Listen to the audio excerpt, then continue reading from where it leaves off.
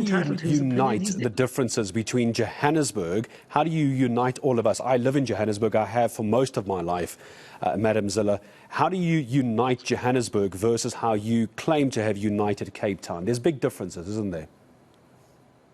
Let me say, please call me Helen, first of all, because I don't like being a madam. That term comes from a very long time ago. I'll do so. In days where...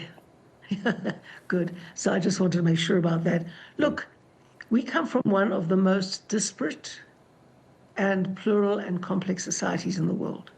So no politicians can claim to have united everybody. What we can do is set up proper democratic and accountable systems that enable people to get their opportunities, use their opportunities, improve their lives, have a growing economy, have the free basic services they need to shape their future. We can't claim to do any more than that.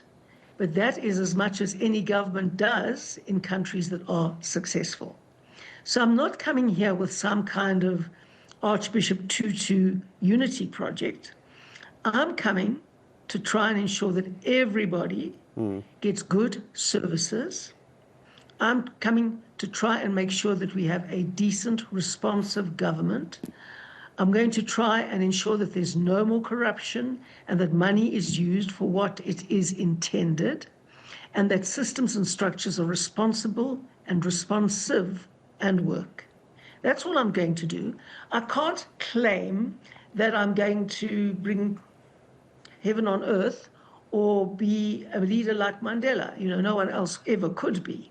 And the truth is that there's a job of work to do.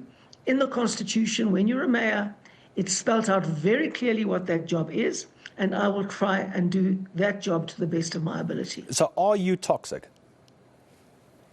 Well, you better ask the people who work with me. You better ask my husband of 42 years if And I'm what toxic. would your husband say, Helen? You know, my husband often sits there and reads the newspaper and reads these kinds of comments. And he reads these things and he reads them aloud to me and laughs. And he says, I do not recognize the woman they're talking about. Now, toxic is such an overused word. Every time you don't like someone, you call them toxic. Do you think that's what this is? People don't like you, they're calling you toxic even though they don't know you? Well, how do people get to know politicians? Very few actually know them in person, so they read what your critics say about you and they think it's true. It's not true.